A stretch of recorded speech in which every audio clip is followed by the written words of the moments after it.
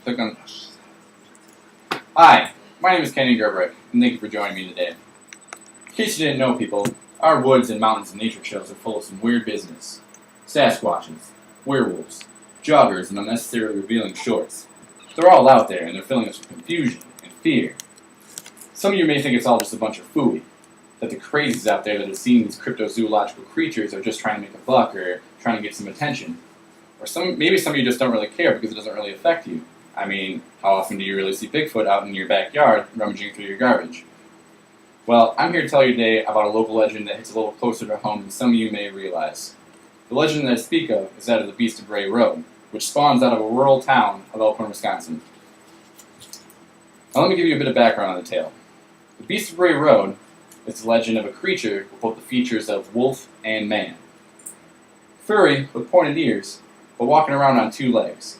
Now, this is profound because most dogs in America like to walk around on four legs, and most humans in America don't like to walk around at all.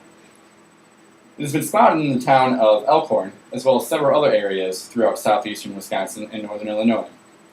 The first known sighting was in 1936, when a security guard at a home for the disabled saw something digging around in a Native American burial ground behind the building. Turning his light on what he thought was at first a dog, he was shocked to see an ominous man-sized and hairy creature staring back at him.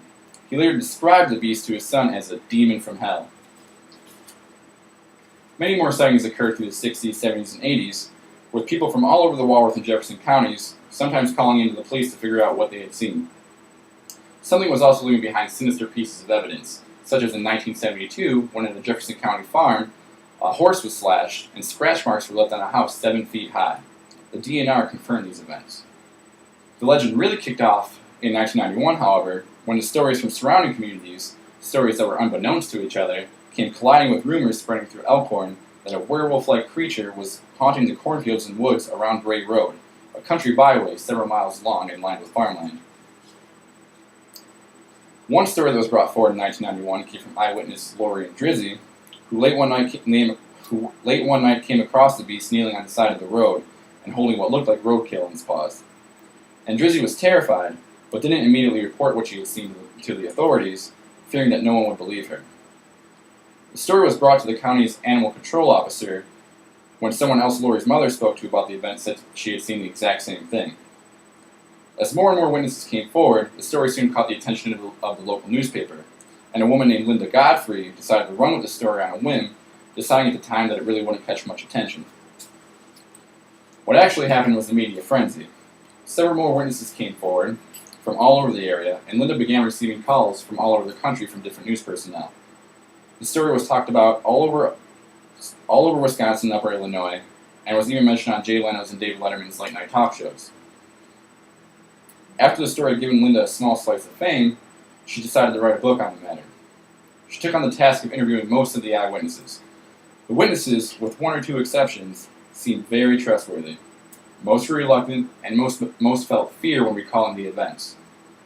There were witnesses of all types as well, male and female, old and young, some like Skippy, some like Jiff, and almost all of them said something like, "I know what I saw, and nothing is going to change that." It was said in the Fox News interview in 2006 that Linda interviewed over 400 eyewitnesses. Stephen Kruger was one of these witnesses. Kruger is a contractor who picks up roadkill for various counties all over Wisconsin. In November of 2006, he spotted the deer on the side of the road. He noticed that it had been freshly killed. He loaded the deer in the back of the truck and was about to leave when he felt something rocking his vehicle. He at first thought it was the wind, but when it happened again, he looked in his rearview mirror and was shocked to see a large creature with what looked like a body of a bear, but the head of a wolf, only much larger. It was pulling the deer carcass off the truck. Kruger floated out of there, but he said he got a good look at the creature before he left. Although he didn't know what he was staring at, he said it was nothing like he had ever seen before in all his years of cleaning up dead animals. The creature has been seen for decades, and quite a bit farther than the county lines of Walworth. This would suggest that either there is a reproducing family of the creatures, or that the thing was very long-lived and able to travel great distances. Many have tried to explain what the phenomenon could be, ranging from a large dog, such as a wolf dog or a coy dog. Others have said it could be some sort of deformed coyote. Of course, Elkhorn and most of rural Wisconsin is very small and very, very boring. Beer tends to jazz up the lifestyle a little bit. Perhaps Wisconsin's history of alcohol abuse carries with it exaggerations of something a much more average scenario, such as spotting a native animal, or the fact that they watched the movie Teen Wolf earlier in the day and are mixing up fact with fiction. Maybe it was one of those bored individuals out there, trying to give someone a scare. But the witnesses who have claimed to have seen the creature are adamant that it is something much more than that. This wasn't your typical fun-loving, drunken, naked, hairy uncle trying to pull a prank. This was not human. Really, only you can decide for yourself whether to believe or not to believe. That concludes my speech. I hope you found it informative. Thank you.